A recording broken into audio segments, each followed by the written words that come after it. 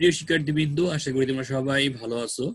এই করোনাকালীন সময় তোমরা নিজ নিজ বাড়িতে অবস্থান করছো এবং স্বাস্থ্যবিধি মেনে আজকের এই ক্লাসটি উপভোগ করার জন্য আমন্ত্রণ জানাচ্ছি। সরকারি হরঙ্গা কলেজ কর্তৃক আয়োজিত অনলাইন ক্লাসে সবাইকে স্বাগত জানাচ্ছি। করোনাকালীন সময় তোমাদের কলেজ বন্ধ থাকলেও শ্রেণী কার্যক্রম কিন্তু চলমান রয়েছে। প্রতিনিয়ত অনলাইনের মাধ্যমে ক্লাসগুলো পরিচালিত হচ্ছে। আর এই উদ্যোগটি গ্রহণ করার জন্য সরকারি হরঙ্গা কলেজের অধ্যক্ষ এবং উপাধ্যক্ষ মহোদয়ের প্রতি বিশেষভাবে কৃতজ্ঞতা প্রকাশ করছি। ক্লাস না হওয়ার যে ঘাটতি বা ক্ষতি তা কিছুটা হলেও এই অনলাইন ক্লাসের মাধ্যমে তা পুষিয়ে নেওয়া সম্ভব। এবং আজকের এই ক্লাসটি তোমাদের মাঝে উপস্থাপন করব আমি Mohammad Mamunur Rashid, lecturer management government Haranga college Munshiganj. এছাড়া আমি অতিরিক্ত আইসিটি বিভাগের ক্লাস নিয়ে থাকি। তো আজ মূলত আইসিটি একাদশ দ্বাদশ শ্রেণীর একটি ক্লাস তোমাদের মাঝে নেওয়া হবে।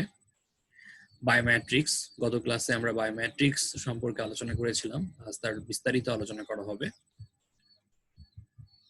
একাদশ এবং দ্বাদশ শ্রেণীর একটি কম্পালসারি সাবজেক্ট সকল বিভাগের জন্য, ব্যবসায় শিক্ষা, মানবিক এবং বিজ্ঞান বিভাগ সকল বিভাগের জন্যই কম্পালসারি সাবজেক্ট তথ্য যোগাযোগ প্রযুক্তি।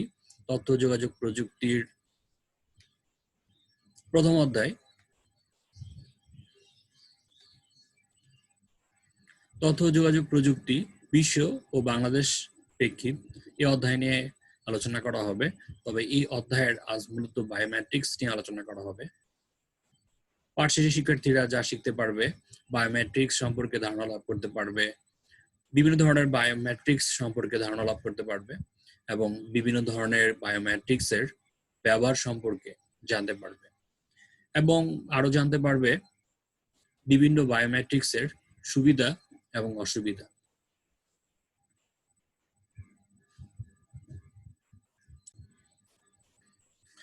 তোমরা স্ক্রিনে একটি ছবি দেখতে পাচ্ছ, এটি মূলত ফিঙ্গারপ্রিন্ট বা আঙ্গুলের ছাপ বা টিপসই। ফিঙ্গারপ্রিন্ট রিডার হচ্ছে বহুল ব্যবহৃত একটি বায়োমেট্রিক্স ডিভাইস, যার সাহায্যে মানুষের আঙ্গুলের ছাপ বা টিপসইকে ইনপুট হিসেবে গ্রহণ করে তা পূর্ব থেকে সংরক্ষিত আঙ্গুলের ছাপ বা টিপসইয়ের সাথে মিলিয়ে পরীক্ষা করা হয়। বর্তমানে সিম কার্ডগুলো রেজিস্ট্রেশন করার জন্য এই ফিঙ্গারপ্রিন্ট বা আঙ্গুলের ছাপ ব্যবহার করা হয়ে থাকে। ফিঙ্গারপ্রিন্টের ব্যবহার: পাসওয়ার্ডের পরিবর্তে ফিঙ্গারপ্রিন্ট ব্যবহার করে লগ অন করা যায়। যেমন এই মোবাইলটি আমরা দেখতে পাচ্ছি, এই মোবাইলের পাসওয়ার্ড দিয়েও সেভ করা যায়, আবার পাসওয়ার্ডের পরিবর্তে ফিঙ্গারপ্রিন্ট আঙ্গুলের ছাপ দিয়েও সংরক্ষণ করা হয়ে থাকে। যখন এই মোবাইলের মধ্যে আঙ্গুলের ছাপ পড়বে তখন কিন্তু এটি লগ অন হবে, অর্থাৎ মোবাইলটি অন হয়ে যাবে। ব্যাংকিং পেমেন্ট সিস্টেম, যেমন বর্তমানে ব্যাংকিং পেমেন্ট সিস্টেমের ডাচ বাংলা ব্যাংকের একটি ডিজিটাল পেমেন্ট রয়েছে, অর্থাৎ আঙ্গুলের ছাপ দেওয়ার পর সে টাকা তুলতে পারবে, এটাও ফিঙ্গারপ্রিন্ট ব্যবহার করে করা হয়। আদালতে সাক্ষ্য প্রমাণ এবং ডিএনএ শনাক্ত করার জন্য এই ফিঙ্গারপ্রিন্ট ব্যবহার করা হয়। এছাড়া বর্তমানে অফিস আদালতে হাজিরা নিশ্চিত করার জন্য ফিঙ্গারপ্রিন্ট ব্যবহার করা হয়ে থাকে, অথবা স্কুল বিশ্ববিদ্যালয় ছাত্রছাত্রীদের হাজিরা নেওয়ার জন্যও ফিঙ্গারপ্রিন্ট ব্যবহার করা হয়ে থাকে। সুবিধা: তুলনামূলক খরচ কম, শনাক্তকরণের জন্য সময় কম লাগে, কারণ ফিঙ্গারটা টাচ করার পর ছাপ নেওয়ার সাথে সাথে কিন্তু উক্ত ব্যক্তিকে শনাক্ত করা যায়, ফলে শনাক্ত করতে সময় কম লাগে। সফলতার পরিমাণ প্রায় শতভাগ, অর্থাৎ আঙ্গুলের ছাপ যদি মিলে যায় তাহলে সেই ব্যক্তিকে খুব সহজেই শনাক্ত করা যায় এবং এটার সফলতার পরিমাণ কিন্তু শতভাগ। অসুবিধাও রয়েছে। শুষ্কতা বা আঙ্গুলে অসুবিধা: শুষ্কতা, আঙ্গুল যদি শুকনা থাকে তাহলে এই ফিঙ্গারপ্রিন্ট সহজে শনাক্ত করা যায় না, বা আঙ্গুলে ময়লা থাকলে, কোনো প্রকার আস্তর লাগানো থাকলে সঠিকভাবে ব্যক্তিকে শনাক্ত করা যায় না।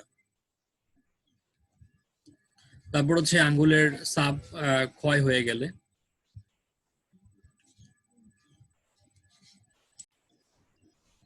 আঙ্গুলের ছাপ ক্ষয় হয়ে গেলে, অর্থাৎ আঙ্গুলের যে ছাপ রয়েছে সেই ছাপটি, বিশেষ করে মেয়েদের ক্ষেত্রে বা মহিলাদের ক্ষেত্রে এটি হয় কাপড় চোপড় ধোয়া বা থালা বাসন ধোয়ার ফলে, অনেক দিন কাজ করার ফলে এই আঙ্গুলের ছাপ কিন্তু ক্ষয় হয়ে যায়। আমি যখন একটি ভোট কেন্দ্রে প্রিজাইডিং অফিসার হিসেবে দায়িত্ব পালন করছিলাম ইভিএম ভোটের সময়, এই প্রবলেমটি আমি দেখেছি। অর্থাৎ বিশেষ করে মহিলাদের ক্ষেত্রে এই প্রবলেমটি হয়েছিল। আঙ্গুলের ছাপ নেওয়ার সময় আঙ্গুলের যে রেখাগুলো থাকে সেই রেখাগুলো অনেকেরই মুছে যায়, তো যার ফলে সেই ব্যক্তিকে শনাক্ত করতে সমস্যা হয়। ছোট বাচ্চাদের জন্য এই প্রযুক্তি উপযুক্ত নয়, কারণ বাচ্চাদের বয়সের সাথে সাথে কি হয়, হাতের ছাপের পরিবর্তন হয়। এরপর যে পদ্ধতিটি সেটি হচ্ছে ফিঙ্গার বেইং বা আঙ্গুলের শিরা পদ্ধতি। যে বায়োমেট্রিক্স প্রযুক্তিতে মানুষের আঙ্গুলের ত্বকের নিচে রক্ত পরিবাহী শিরা, উপশিরার অবস্থান, গঠন ও অন্যান্য নিদর্শনগুলির প্যাটার্নের উপর ভিত্তি করে ব্যক্তি শনাক্তকরণের পদ্ধতিকে ফিঙ্গার বেইং শনাক্তকরণ পদ্ধতি বলে। 2005 সালে জাপানের হিটাচি ফিঙ্গার পেইনের মাধ্যমে ব্যক্তি শনাক্তকরণের পদ্ধতি উদ্ভাবন করেন। ফিঙ্গার বেইং যেভাবে কাজ করে আমরা একটু খেয়াল করি, সেটি হচ্ছে এই যে আঙ্গুল বা আঙ্গুলের যে শিরাটি সেটা একটা মেশিনের উপর রাখা হচ্ছে। মানুষের শরীরে রক্তের হিমোগ্লোবিন ইনফ্রারেড তরঙ্গ দৈর্ঘ্যের নিকটবর্তী আলো শোষণ করে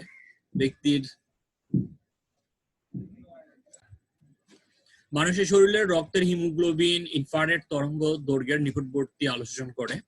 আমরা এই যে একটি ফিঙ্গার বেইনের যে মেশিনটি সেটা দেখতে পাচ্ছি, এটার মধ্যে আঙ্গুল রাখা হয়, আর এই পাশে একটি এলইডি একটি লাইট এবং এই পাশ থেকে আরেকটি এলইডি লাইট, এই দুটো এলইডি লাইট থেকে এখানে আলো আসে এবং এই আলো কি করে ব্যক্তির আঙ্গুল একটি ইনফ্রারেড এলইডি এবং সিসিডি ক্যামেরার মধ্যে স্থাপন করা হয়।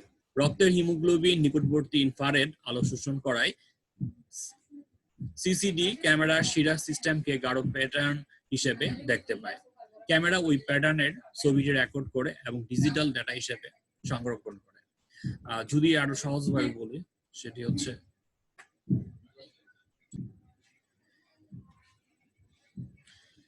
আঙ্গুলের শিরা বা ফিঙ্গার বেইং প্রযুক্তির ব্যবহার ব্যাংক ও আর্থিক প্রতিষ্ঠান সমূহে ব্যবহার করা হয়। ক্রেডিট কার্ড এবং অটোমোবাইল নিরাপত্তার জন্য এই আঙ্গুলের শিরা পদ্ধতি ব্যবহার করা হয়ে থাকে। প্রতিষ্ঠানের কর্মীদের সময় ও উপস্থিতি ট্র্যাকিং করার জন্য এই ফিঙ্গার বেইং প্রযুক্তি ব্যবহার করা হয়। সুবিধা তুলনামূলক বেশি নির্ভুল ও সূক্ষ্ম হয়ে থাকে, অর্থাৎ এখানে কিন্তু ভুল হওয়ার কোনো সম্ভাবনা নেই। আঙ্গুল স্ক্যানিং তল স্পর্শ করার প্রয়োজন হয় না, ফলে রোগ সংক্রমণের কোনো সম্ভাবনা থাকে না।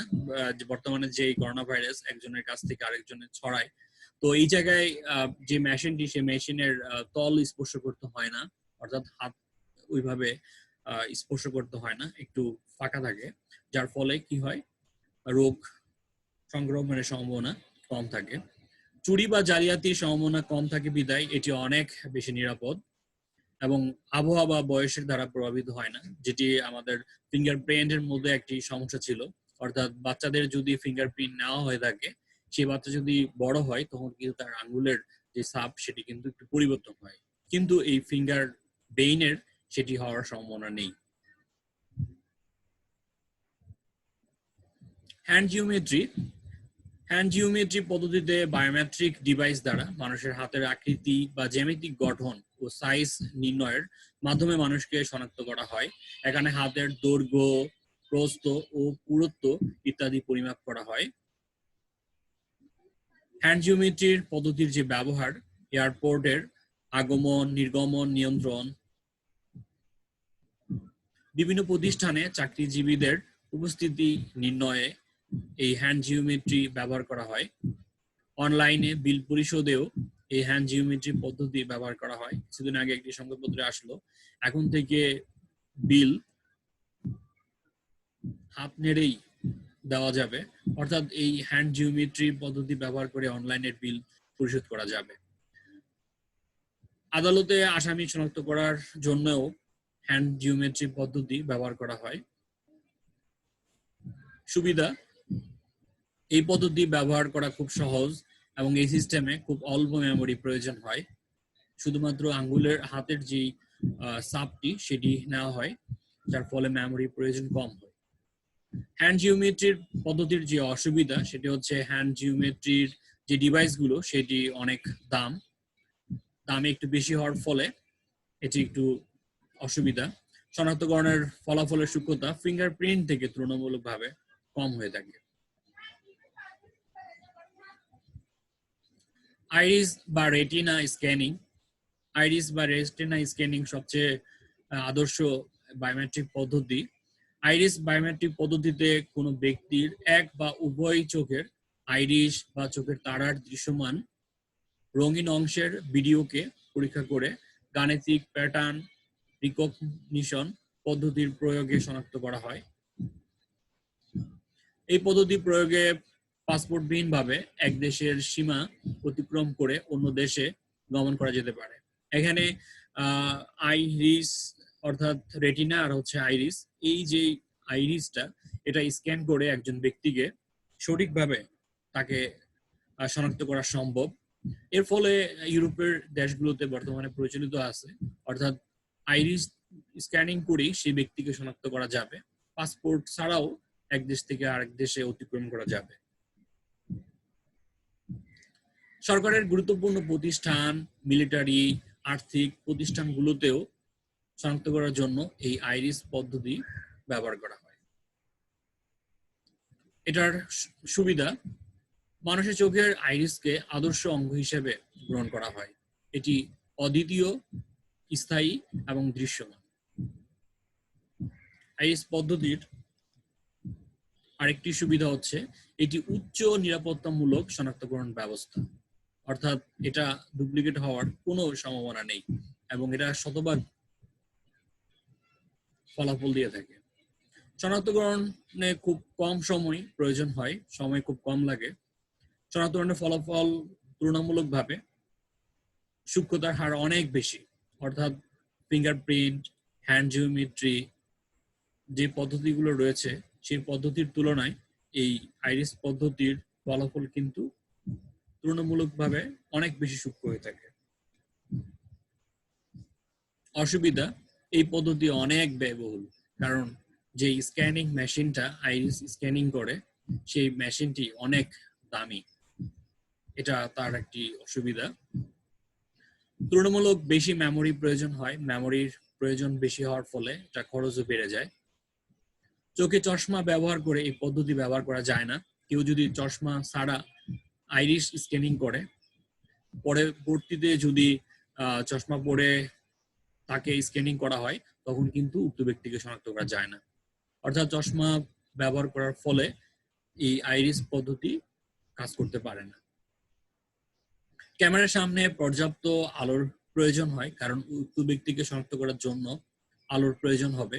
অল্প আলো থাকলে বা আলো স্বল্প থাকলে কিন্তু উক্ত ব্যক্তিকে সঠিকভাবে শনাক্ত করা যাবে না। এরপর হচ্ছে ফেস রিকগনিশন। মানুষের মুখমণ্ডল শনাক্তকরণ বা ফেস রিকগনিশন সিস্টেম হচ্ছে এক ধরনের কম্পিউটার প্রোগ্রাম যার সাহায্যে মানুষের মুখের গঠন প্রকৃতি পরীক্ষা করে তাকে শনাক্ত করা হয়। যেমন আমরা একটি চিত্র দেখতে পাচ্ছি, এই জায়গায় একটি মানুষের ফেসের ছবি নেওয়া হচ্ছে, ক্যাপচারিং। তারপরে এই ছবিটিকে কি করা হয়, এক্সট্রাকশন সংরক্ষণ করা হয়। এরপর যখন তাকে শনাক্ত করা হয় তখন এই সংরক্ষিত ডেটার সাথে তুলনা করা হয়, তারপর ম্যাচিং করে উক্ত ব্যক্তিকে ভেরিফাই করে শনাক্ত করা হয়। দুই চোখের মধ্যবর্তী দূরত্ব, এই চোখ এবং এই চোখ, এই দুই চোখের মাঝে যে দূরত্ব এবং নাকের দৈর্ঘ্য, এই যে নাকের দৈর্ঘ্য এবং ব্যাস, এটার ব্যাস হবে কেমন, তারপর চোয়ালের কৌণিক পরিমাপ, এই যে চোয়ালের কৌণিক পরিমাপ মাধ্যমে একজন ব্যক্তিকে শনাক্ত করা যায়। সন্দেহভাজন কোনো ব্যক্তিকে শনাক্তকরণে এই ফেস রিকগনাইজেশন পদ্ধতি ব্যবহার করা হয় বিল্ডিং বা কক্ষের প্রবেশদ্বারের পাহারা দেওয়ার কাজে, এবং কোনো ব্যক্তির আইডি নাম্বার শনাক্তকরণেও এই পদ্ধতি ব্যবহার করা হয়। যেমন ওই রোমে যারা যারা প্রবেশ করতে পারবে তাদের ছবি যদি নেওয়া হয়, তখন শুধুমাত্র ওই ছবিগুলো স্ক্যানিং করেই উক্ত ব্যক্তিকে শনাক্ত করা হবে এবং তাদেরকেই উক্ত রুমে প্রবেশ করার অনুমতি দেওয়া হবে। বিভিন্ন ধরনের গবেষণাগারে বা অফিস আদালতে এই পদ্ধতি ব্যবহার করা হয়। ফেস রিকগনাইজেশনের সুবিধা: ফেস রিকগনাইজেশন সহজে ব্যবহারযোগ্য এবং সঠিক ফলাফল পাওয়া যায়, এটা হচ্ছে তার সুবিধা। অসুবিধা হলো ক্যামেরা ছাড়া এই প্রযুক্তি ব্যবহার করা যায় না, অর্থাৎ এই প্রযুক্তি ব্যবহার করতে চাইলে অবশ্যই ক্যামেরা লাগবে। আলোর পার্থক্যের কারণে অনেক ক্ষেত্রে জটিলতা সৃষ্টি হয়, অর্থাৎ আলো যদি স্বল্প হয় তাহলে উক্ত ব্যক্তিকে সঠিকভাবে আইডেন্টিফাই করা যায় না।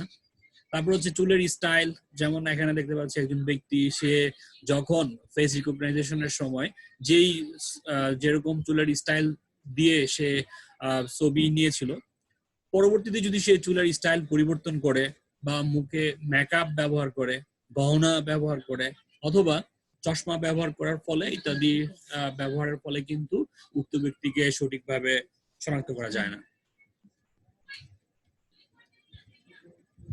এরপর হচ্ছে ডিএনএ। কোনো মানুষের দেহের কোষ থেকে ডিএনএ আহরণ করার পর তার সাহায্যে কতিপয় পর্যায়ক্রমিক পদ্ধতি অনুসারে ওই মানুষের ডিএনএ ফিঙ্গারপ্রিন্ট তৈরি করা হয়। ফিঙ্গারপ্রিন্টের ব্যবহার অপরাধী শনাক্ত করার ক্ষেত্রে সবচেয়ে বেশি ডিএনএ পদ্ধতিটি ব্যবহার করা হয় এবং পিতৃত্ব নির্ণয়, অর্থাৎ এই সন্তানের বাবাকে সেটি নির্ণয় করার জন্য কিন্তু ডিএনএ টেস্ট করা হয়। ডিএনএ টেস্টের মাধ্যমে উক্ত বাচ্চার বা সন্তানের পিতৃত্ব নির্ণয় করা যায়।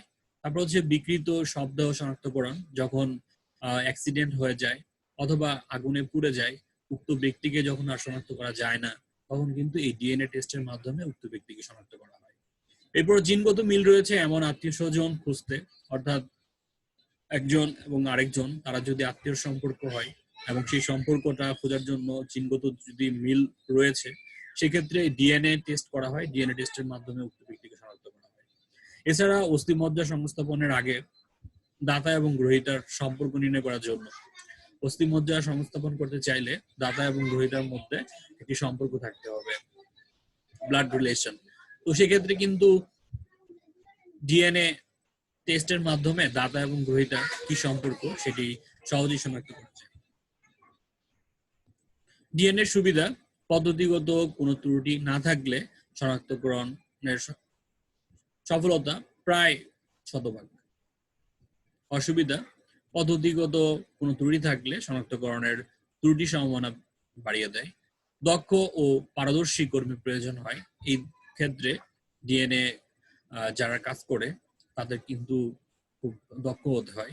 যদি দক্ষ না হয় তাহলে কিন্তু সঠিক ফলাফল পাওয়া যাবে না। সহোদর যমজদের ক্ষেত্রে ডিএনএ ফিঙ্গারপ্রিন্ট সম্পূর্ণ একই হয়, অর্থাৎ যমজ যারা হবে তাদের ডিএনএ এবং ফিঙ্গারপ্রিন্ট কিন্তু একই রকম হয়। সেই ক্ষেত্রে একটি অসুবিধা। এরপর তুলনামূলক খরচ বেশি, অর্থাৎ এই পদ্ধতির মাধ্যমে কোনো ব্যক্তিকে শনাক্ত করতে চাইলে সেক্ষেত্রে কিন্তু খরচটা অনেক বেশি পড়ে যায়। আচরণগত বা বৈশিষ্ট্যগত যে বায়োমেট্রিক্স পদ্ধতি ছিল তার মধ্যে প্রথম যে পদ্ধতিটি সেটি হচ্ছে ভয়েস রিকগনিশন। একজন মানুষের কণ্ঠস্বর বা ভয়েসকে অদ্বিতীয় ধরা হয়, যা অন্যের কণ্ঠস্বরের সাথে মিলবে না। একজন ব্যবহারকারী কণ্ঠস্বরকে ডেটাবেসে সংরক্ষিত করে ওই ভয়েস ডেটা ফাইলের সাথে ব্যবহারকারীর ভয়েসের তুলনা করা হয়। যেমন আমরা এখানে দেখতে পাচ্ছি একজন ব্যক্তির এই চিত্রটি যদি খেয়াল করি, তাহলে এই যে মাইক্রোফোনের মাধ্যমে একজন ব্যক্তির ভয়েস সংরক্ষণ করা হচ্ছে, তারপর সেই ভয়েসটি একটি ডেটাবেসে সংরক্ষণ করা হবে। এরপর উক্ত ব্যক্তিকে যখন শনাক্ত করা হবে তখন আবার তার ভয়েসটি নেওয়া হবে, তারপর সংরক্ষিত যেই ডেটা থাকবে তার সাথে তুলনা করে উক্ত ব্যক্তিকে শনাক্ত করা হবে। বড় ধরনের প্রতিষ্ঠানে টাইম ও উপস্থিতি নির্ণয়ে এই ভয়েস রিকগনিশন পদ্ধতি ব্যবহার করা হয়। গুরুত্বপূর্ণ ফাইল এবং নেটওয়ার্ক ব্যবহারের জন্যও এই পদ্ধতি ব্যবহার করা হয়। আর্থিক প্রতিষ্ঠানের টেলিফোনের মাধ্যমে লেনদেনের ক্ষেত্রেও এই ভয়েস রিকগনিশন পদ্ধতি ব্যবহার করা হয়। টেলিকমিউনিকেশন সিস্টেমের নিরাপত্তার জন্য এই পদ্ধতি বেশ উপযোগী। সুবিধা: সহজ ও কম খরচ, বাস্তবায়নযোগ্য। এই পদ্ধতিতে শনাক্তকরণ করা হলে সামাজিকভাবে অনেক বেশি গ্রহণযোগ্য হয়। কিছু অসুবিধাও রয়েছে। এই পদ্ধতির সূক্ষ্মতা তুলনামূলকভাবে কম। অসুস্থতা জনিত কারণে ব্যবহারকারী কণ্ঠ পরিবর্তন হলে সেক্ষেত্রে সঠিক ফলাফল পাওয়া যায় না। কারো যদি সর্দি হয় অথবা জ্বর হয় অথবা যদি কোনো শারীরিক সমস্যা হয়, সেক্ষেত্রে তার কণ্ঠের পরিবর্তন হতে পারে।